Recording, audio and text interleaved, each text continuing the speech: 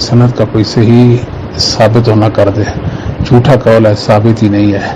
اس کا مطلب بطور خاص یعنی نام لے کر جس میں صحابہ جس طرح نام فضیلت بیان ایسے معاویہ کی فضیلت نہیں، واللہ والا اگر ان کی نظر میں ثابت بھی نہ ہو تو کوئی بات نہیں۔ صحابی معاویہ رضی اللہ تعالی عنہ کے پاس شرف صحابیت ہے، آپ خال المومنین ہیں، آپ کی بہن ام حبیبہ رضی اللہ تعالی عموی اہل بیت میں سے ہے، آپ کو فضیلت حاصل ہے، آپ کاتب وحی تھے۔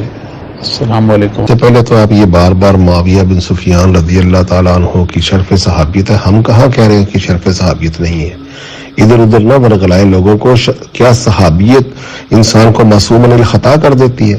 میں بخاری سے آپ کو دکھا دیتا ہوں نا، مدھم نامی صحابی نے ایک چادر چوری کر لی تھی، شہید بھی ہو گیا تھا، تو اللہ کے نبی نے کہا اس کو آگ کی چادر لپیٹے ہوئے ہے۔ کہاں گیا شرف صحابیت؟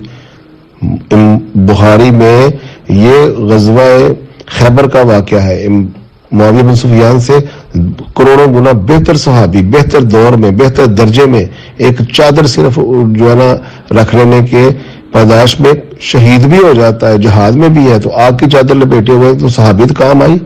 کاتب وحی بنائے بیٹھے ہیں آپ۔ فتح مکہ کے بعد قرآن پاک کا نزول شروع ہوا تھا، چلے جی کاتب وحی ہو بھی، تو کیا کاتب وحی ہونا انسان کو معصوم عن الخطا کر دیتا ہے؟ عبداللہ بن سعد بن ابی سرا، چچا حضرت عثمان رضی اللہ تعالیٰ عنہ کا کاتب وحی، معاویہ بن سفیان سے کئی سال پہلے مسلمان، مدینے میں وحی لکھنے والا مرتد ہو گیا، تو کیا کاتب وحی ہونا اس کو مرتد ہونے سے بچا سکا؟ جواب نہیں دے سکیں گے آپ اس بات کا۔ یہ بخاری شریف کی حدیث ہے، کتاب نبی کا ظاہر باطن ایک ہوتا ہے، اس میں امام بخاری لے کر آئے، اور ایک صحابی رسول کرسچن ہو گیا اور وہ واپس بھی نہیں آیا مرتد ہونے کے بعد، وہ بھی وہی لکھا کرتا تھا۔ یہ میں نے آپ کو پکی دے دیا، وہی لکھنے کے اوپر آپ معصوم عن الخطا نہ جانے، صحابی معصوم عن الخطا نہیں ہوتا۔ ایک طرف آپ ہی لوگ کہتے ہیں، نبی علیہ الصلوۃ والسلام فرماتے ہیں فاطمہ بنت محمد بھی اگر چوری کرے گی اس کا ہاتھ بھی کٹے گا۔ دوسری طرف معاویہ بن سفیان خال المومنین ہو گیا، صحابیت حاصل ہو گئی۔ حضرت یہ میں آپ کو پہلی وائسز میں کہہ چکا ہوں کہ ام حبیبہ سلام اللہ علیہ سے شادی نبی علیہ الصلوۃ والسلام نے اس وقت کر رکھی تھی جب معاویہ بن سفیان اور ابو سفیان دونوں ہی کافر تھے، تو یہ کوئی دلیل نہیں ہے کہ وہ پہلے کافر تھے، شادی تو پہلے ہوئی ہے، بعد میں وہ مسلمان ہوئے، تو اس رشتے سے معاویہ کی کوئی برگزیدیت ثابت نہیں ہوتی۔ یہ بات آپ اپنے ذہن میں رکھ لیں۔ صحابیت بھی میں نے آپ کو بتا دیا، کاتب وحی بھی میں نے آپ کو بتا دیا، اور آپ یہ جو عموی اہل بیت بنا کر رکھا ہوا یہ بھی میں نے آپ کو بتا دیا۔ یہ کوئی اس طرح کے رشتے نہیں ہیں۔ ام حبیبہ کے اوپر تو یہ ظلم کیا کرتے تھے جب انہوں نے ہجرت کی تھی، اس سے پہلے بھی۔ یہ آپ کسی اور کو پاگل بنائیں۔ حضرت آپ اپنے علم کا جو ہے نا سمندر وہ ادھر بہائیں، ذرا مجھے بتائیں، میری حدیثوں جو میں نے بتائی، بخاری مسلم کی حدیثیں بتائیں، ان کو رد کریں، قرآن کی آیتیں لگائیں، اس کی کوئی باطل تعویل کر کے دکھائیں۔ معاویہ بن سفیان کی صحابیت ہے تو صحابی معصوم عن الخطا ہو جاتا ہے، یہ بتا کر دکھائیں۔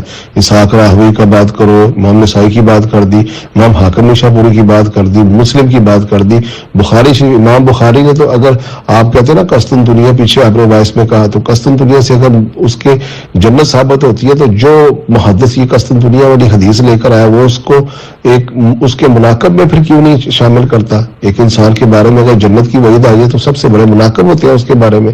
امام بخاری سے زیادہ عقل مند ہے، امام مسلم سے زیادہ عقل مند ہے آپ، امام نسائی، امام حاکم سے زیادہ عقل مند ہے۔ ابھی تو میں نے مسند احمد بن حنبل اور ابو داؤد کی وہ حرام کاریوں میں ملوث والی حدیث سنانی ہے آپ کو، وہ تو میں آگے چل کے بات کروں گا۔ اچھا، اس میں وائس کر رہا ہوں دوبارہ، یہ مجھے بتائیں کہ حضرت حجر ابن عدی کو قتل کر دیا جاتا ہے، حضرت عمار یاسر کو قتل کر کر سر پھرایا جاتا ہے لشکر میں، حضرت محمد بن ابی بکر کو قتل کر کے گدھے کی کھال میں رکھ کر سی دیا جاتا ہے، محمد ابن حذیفہ کا سر کاٹ کر پورے حجاز میں پھرایا جاتا ہے، تو معاویہ بن سفیان نے کیا قتل حق نہیں کیا کہ صحابی تبع تابعین کو قتل نہیں کیا گیا؟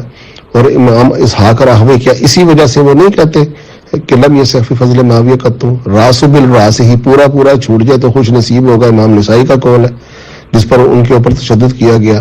امام حاکم کا قول میں نے آپ کو دیا، انہوں نے قید ہونا پسند کر لیا، ہم نے اس کے حق میں ایک لفظ بھی لے کر ہے۔ کیا امام حاکم نیشاپوری بھی رافضی تھے؟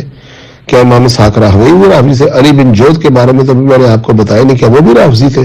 امام بخاری اس کے مناقب کام نہیں کرتے، امام بخاری اس کی صرف صحابیت ثابت کرتے ہیں۔ 20 سال حکومت کر لینے والے اتنے پرومیننٹ خلیفہ 20 سال حکومت کرتا ہے اور سب اس کی بیعت بھی کرتے ہیں، اس کے باوجود جو رئیس المحدثین کہلاتے ہیں وہ اس کے بارے میں کوئی مناقب، کوئی چیز، کوئی اس کی تعریفیں کچھ بھی نہیں لکھتے.